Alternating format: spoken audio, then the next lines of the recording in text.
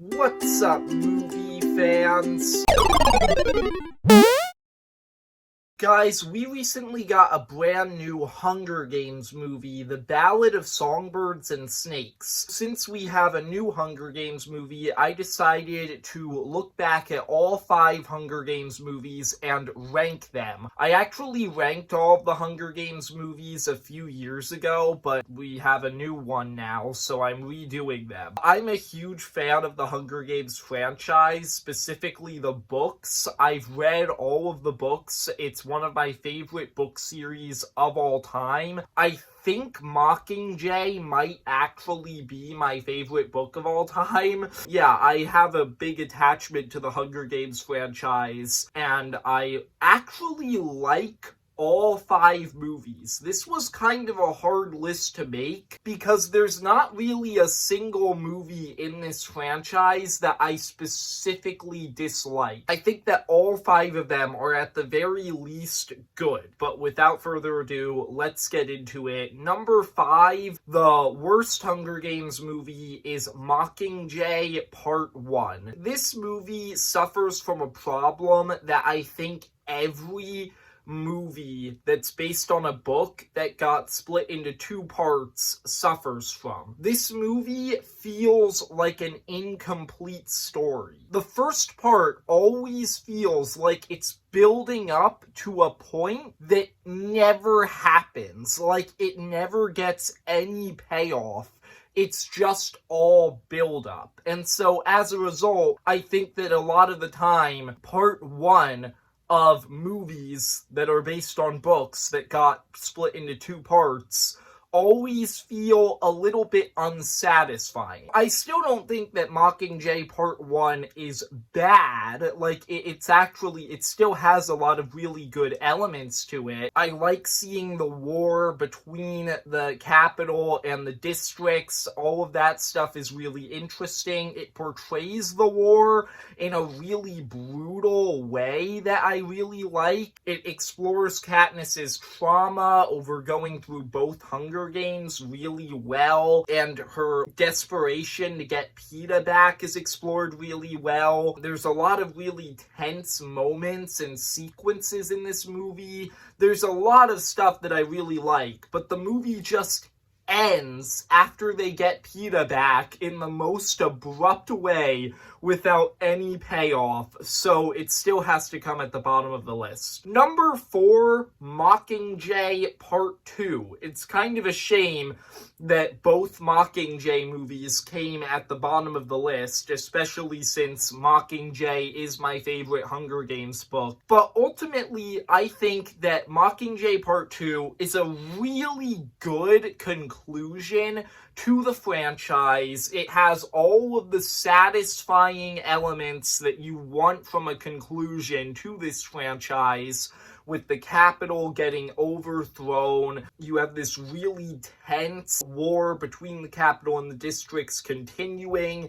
There's a lot of weight to this movie because there's a lot of deaths within the crew that you're following throughout the whole movie, and there's a lot of really big emotional gut punches in this movie. But my one problem that I have with this movie, Mockingjay by nature is a very bittersweet story. It ends in a great way where you have this happy ending, but at the same time, there's so much weight to it that you kind of have to wonder if it was even worth it. I don't know what it is about this movie, but something about the way that this movie plays out makes it feel much more bitter than sweet. There should be more of a balance. Like, there was more of a balance in the book, I felt like, but the movie's just kind of depressing in a lot of ways. Yeah, that's the one thing that kept this movie down lower on the list. It's still a great adaptation, it's a great conclusion, but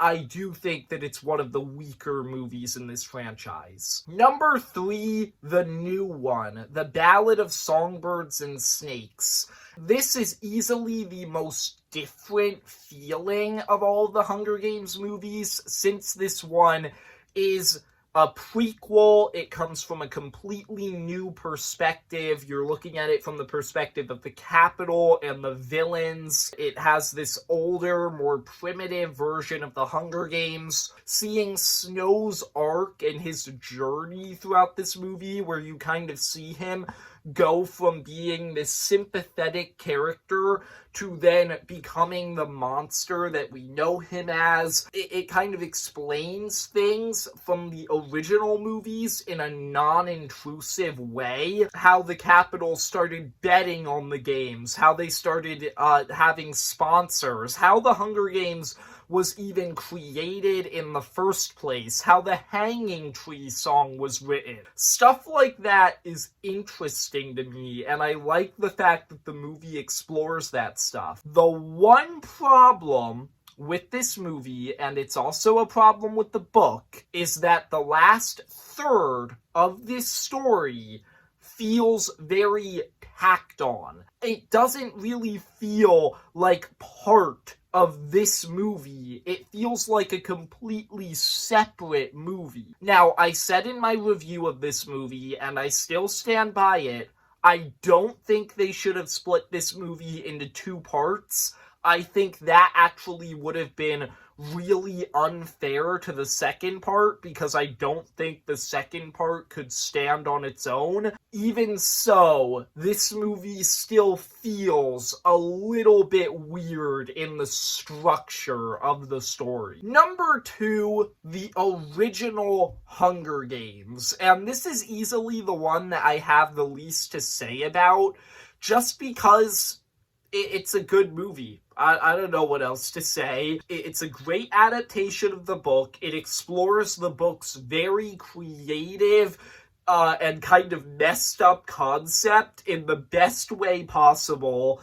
It has a lot of really brutal elements to it. It explores, like, the moral dilemma of the book really well. It gets you to really hate the Capitol the same way that the book does.